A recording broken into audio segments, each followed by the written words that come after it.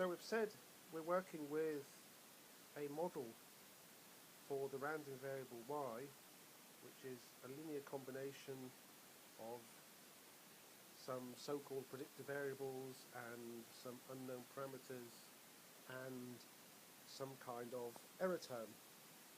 Now the problem we're interested in here is what can we say to predict this y variable if we had perhaps some new set of x values. And the obvious thing we could do is to form a point estimate of y simply by taking xi transpose multiplied by beta. Now that would be one point estimate of y. The trouble is, of course, we don't know beta. We've had to estimate beta, but we've looked at some of the properties of these. These seems like nice properties, so we can obtain a point estimate of the random variable y just by taking y hat, which is the point on the regression line if we're using least squares to estimate beta hat. Of course, if y is a random variable, we don't just want to make point estimates. The whole point of using statistical methods is to account for uncertainty. And there's two things we're uncertain about here. And one is we're actually uncertain about that point estimate. What we really have here is an expectation function. What we're saying is that the expected value of the random variable y is given by xi beta, because of course the errors have expectation 0 and everything else is constant. So we talk about what's the expected value of this beta hat.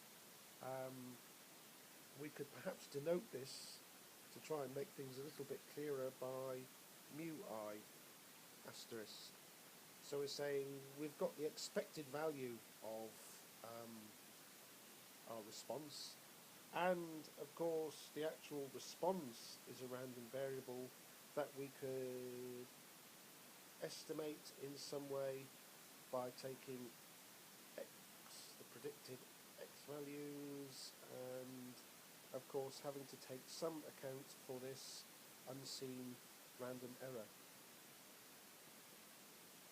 Well, the point estimate is still the point estimate, whichever we're looking at, but what we now need to do is to find the variance of both mu star, and perhaps it would have been clearer if I'd written this as y star rather than y hat, and we need the variance of this y star. And they're the quantities we're going to obtain next.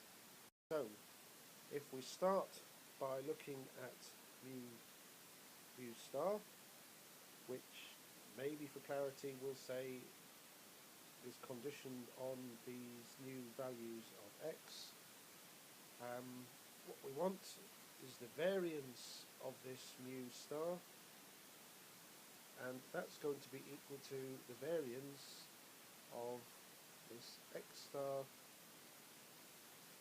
multiplied by beta hat. And we've seen these kinds of ideas before.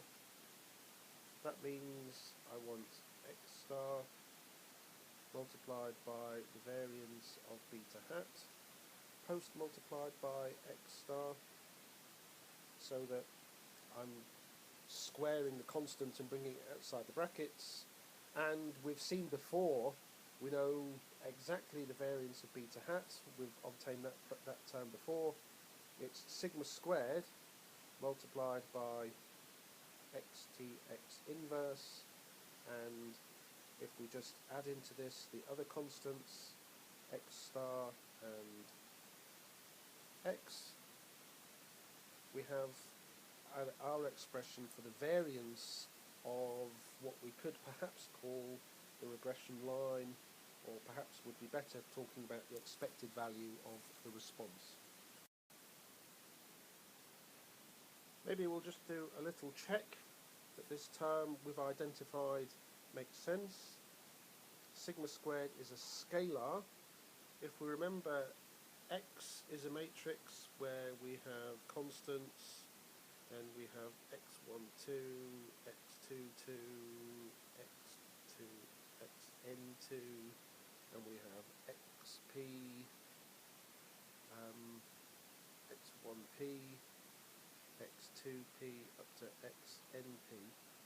And the notational weirdness, of course, is that when we take the first row and form a vector, it becomes a column vector, and we have to apply a transpose to make it into a row again. So this, if we're not clear, is a 1 by p vector. X transpose, well, x is n by p, so x transpose is p by n, and then at the end here we have a column vector p by 1. So this is indeed a scalar. So we can just check that that expression is at least consistent in matrix terms. The next thing we want then is the variance of some predicted response y.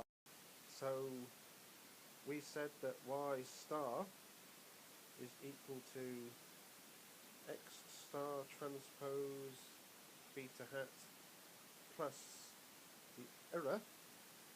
So what we're looking for is the variance of y star, which was equal to the variance of x star beta hat plus epsilon, and simple additivity lets us break this into two components. That's the variance of x transpose beta hat plus the variance of epsilon. Well, we actually know the answers to these.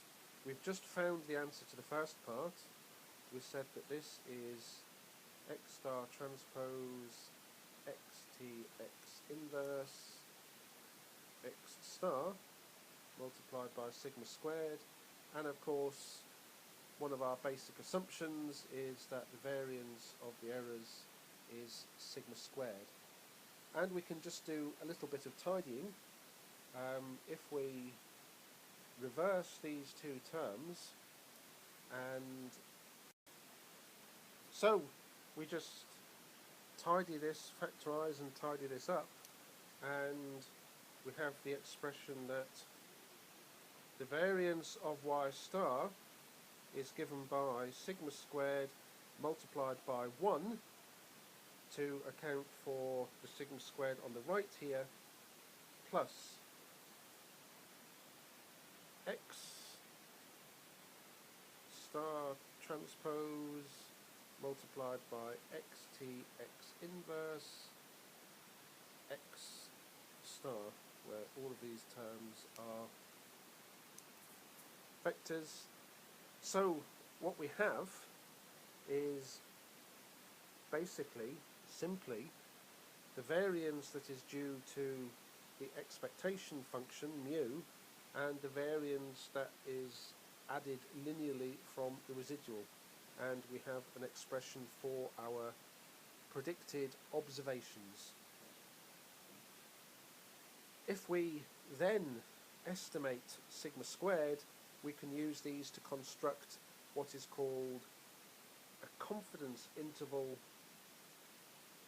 for the expected value and a prediction interval for the random variable response.